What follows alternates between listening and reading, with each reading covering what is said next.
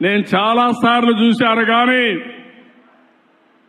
ఇటీవల కాలంలో గెలవని కడప పాత జిల్లాలో 10కి 7 గెలిచాం. ప్రస్తుతం ఈ కడప పార్లమెంట్లో 7కి 5 గెలిచాం. ఇంకొంచెం కష్టపడుంటే పార్లమెంట్ కూడా గెలిచేవాళ్ళం, ఆ 2 సీట్లు కూడా గెలిచేవాళ్ళం.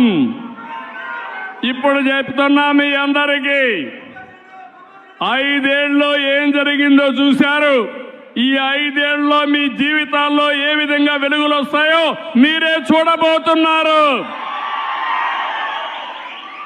ఆ తర్వాత 7కు 7 గెలిపించాలి, 10కి 10 గెలవాలి, పార్లమెంట్లు కూడా గెలవాలి. అప్పుడే అభివృద్ధి సాధ్యం.